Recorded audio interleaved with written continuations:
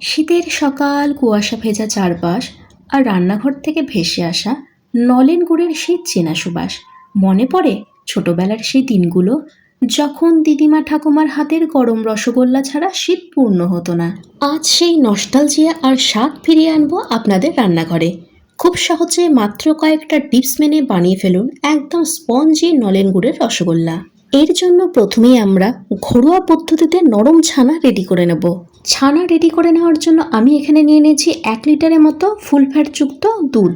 দুধটা ভালোভাবে জাল হয়ে এলেই আমি এখানে ছানা ফাটানোর জন্য ব্যবহার করছি ভিনিগার আর জলের মিশ্রণ। গ্যাসের ফ্লেম একদম অফ করে দিয়ে জল মেশানো ভিনিগারটিকে ওই গরম দুধের মধ্যে ছেড়ে দিয়ে একটি স্প্যাচুলার সাহায্যে অনবরত নাড়াতে থাকলেই আমাদের সফট স্পঞ্জি ছানা একদম রেডি হয়ে যাবে।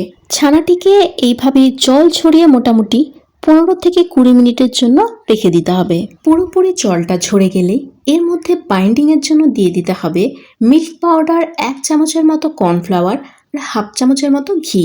সব কিছুকে এবার হাতের তালুর সাহায্যে ভালোভাবে ডলে ডলে মেখে নিতে হবে। ছানা মাখাটাও হলো এক প্রকারের আর্ট। যতক্ষণ না ছানা থেকে তেল ছাড়ছে আর হাতের তালু চকচকে হচ্ছে ততক্ষণ পর্যন্ত মেখে যান। দেখুন একটাও ফাটল নেই। এটাই হলো পারফেক্ট রসগোল্লার সিক্রেট। মনে রাখবেন, রসগোল্লা শক্ত হয়ে যাওয়ার ভয় থাকলে ছানাতে 1 চিমটি সুজি মিশিয়ে নিতে পারেন।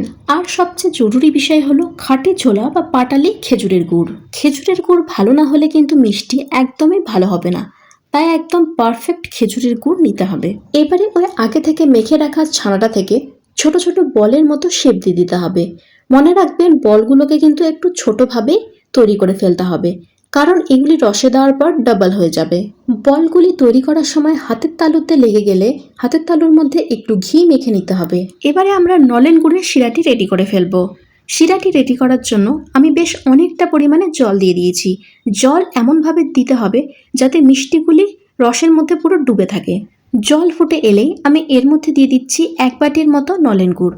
আপনারা চাইলে 1/2 বাটির মতো চিনি আর 1/2 বাটির মতো নলেন গুড় দিয়েও এই মিষ্টির শিরাটি রেডি করে নিতে পারেন। এবারই হলো আসল জাদু।